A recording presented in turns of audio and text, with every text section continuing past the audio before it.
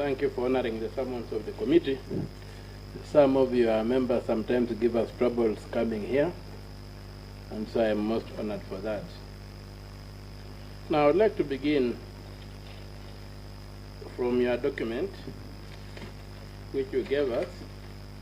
That's your response. That's paragraph 3, where you say the proposed concession is anchored in the Public-Private Partnership Act of 2021.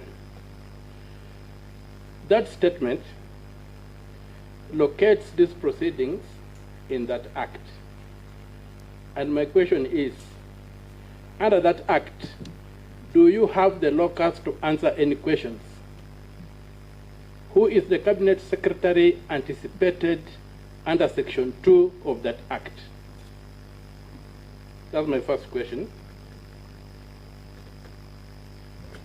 Secondly, I would like to reiterate what the chair stated in passing, but it's a fundamental issue that your documents are crafted in a language that says that the Adani deal is done.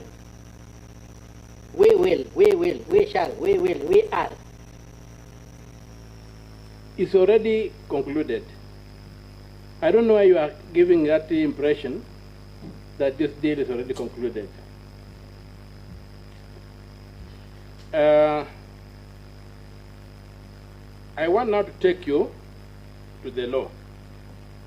You have given us here a process where you have said the bullet points on how a PPP works.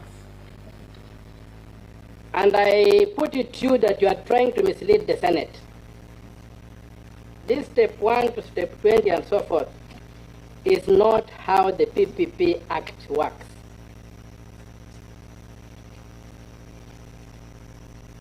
First of all, the PPP Act does not oust the Public Procurement and Asset Disposal Act, which provides for direct procurement, privately initiated proposals, restructuring, restricted bidding, and competitive bidding. You have told this committee, in answer to Senator Ladema's question about those detailed sketches and what have you, that is the government which gave out that information to attract investors. I want to read for you a definition in the law of what the PPP, or what a privately initiated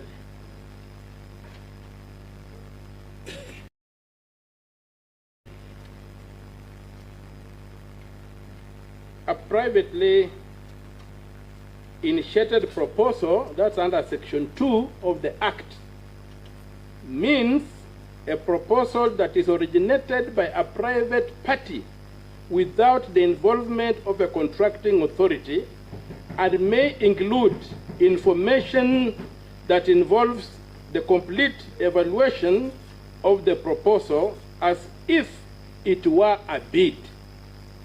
What you are telling us does not conform to that standard. And I would refer the Minister to sections 40, 41, 43, and 44 of the PPP Act to underscore what I'm saying. And I would also want to refer the Minister to Part 7 of Section 68 of the PPA Act 2021 on the establishment of the project company that states, you have told us here that you are negotiating that the CEO of that company should be a Kenyan. Under the law, when you get to that stage, what does the law say? On the execution of a project agreement, the project contracting authority and successful bidder shall establish a project company in accordance with the Companies Act. So if you are at that stage, it means this deal has been concluded according to the law. And you are trying to run circles around this committee, which is not acceptable. I move on. Jomo Kenyatta International Airport is a going concern. And the objective you have given us here is to expand the airport. And therefore the project is initiated by Kenya Airports Authority and cannot be privately initiated. Thus the project cannot be procured under Section 40, 41, 43, and 44 of the PPA Act. This particular contract, if that's the aim, should be procured through the competitive bidding under Section 46 to 63 of the PPP Act. The use of privately initiated proposals here raises a red flag that all we are confronting us with is concealment of fraud. And this might be a major case of money laundering, where a public project is being used to repatriate money that has been stolen from Kenya in the guise of developing the airport. I want to add on, Chair, if you allow me some time. I spent a bit of time reading through the document. All right. So, the use of this PPP in the Adani case is fraudulent. The process does not meet the requirements of Section 40, 41, 43, and 44 of the Act. And I just, given time, I'll jump through some of the things I wanted to say and just go to the key issues. I would like us to look, if you look at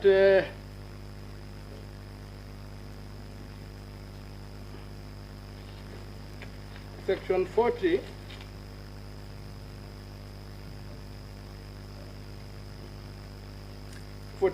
Section 41, I'll go to 41, I'll jump 40, I'll go to Section 41.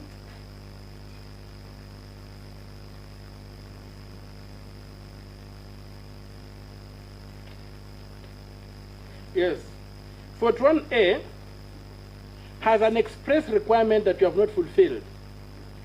It requires that the directorate, in coordination with the contracting authority, shall before commencing an evaluation. You are telling us an evaluation is underway. We are even doing due diligence.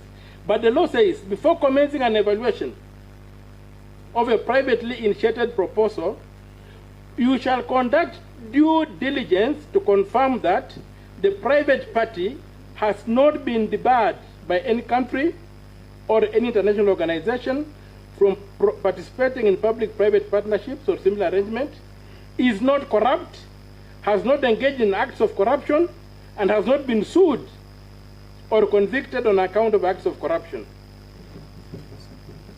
It's a requirement of the law. Before you touch anything they propose, it is supposed to, under SEM 41, you have to demonstrate that the group is tax compliant in all jurisdictions where it has operated or operates.